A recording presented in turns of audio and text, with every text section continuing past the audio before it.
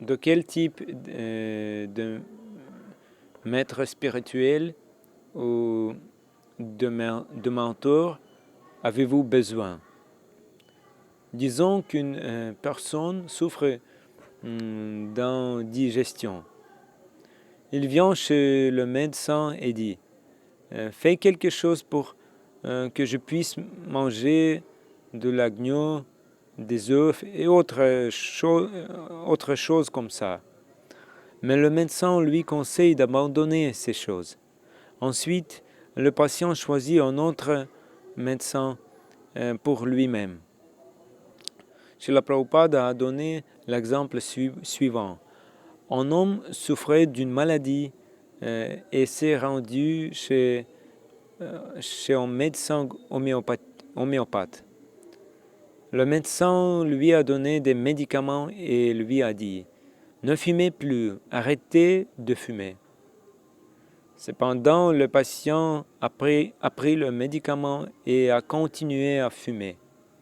Puis il est retourné chez le médecin et le médecin lui a dit « Fumez-vous toujours ?»« Alors je ne suis pas votre médecin. » Le patient a répondu « Pas de problème, il y a encore tellement de médecins. Cela signifie que mon médecin ne me permettra pas de fumer et que je consulterai un autre médecin. Que fera un médecin populaire? Il dira ceci. J'ai prescrit des médicaments pour votre digestion. Si ça t'aide, tant mieux. Si cela n'aide pas, c'est bien aussi. Je vais quand même gagner mon argent. Un tel docteur est en fait un meurtrier. Ce n'est pas du tout un médecin. Un vrai maître spirituel, un acharya, ne dira jamais « Mes disciples ont besoin de ça, je vais simplement leur donner tout cela et ils me feront des dons. » Et est-ce que c'est ce que fait un vrai Vaidya sadhu?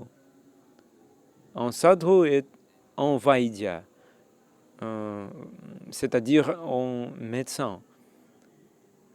Nous sommes tous des patients, nous souffrons tous. Un vrai sadhu ne parlera jamais de priya. Priya, c'est comme profiter de ce monde, priya, en sanskrit. Ce qui plaît à ce corps et à cet esprit s'appelle priya. Sadhu ne fait jamais de compromis. Nous allons chez le médecin et lui donnons des ordres. Je te paie de l'argent et tu me donnes un tel traitement.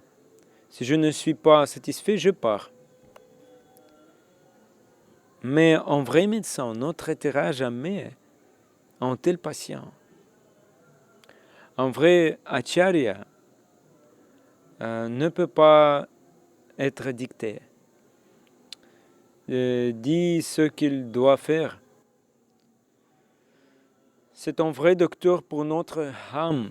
Lui seul sait ce qui sera bon pour nous. Pas ça, cet acharya ne m'écoute pas. Alors j'irai voir un autre acharya qui me dira ce que je veux entendre. Cela ne fonctionne pas. C'est un faux chemin. En fait, ceux qui accomplissent simplement les désirs de leurs disciples ne peuvent pas être appelés acharyas, le maître spirituel.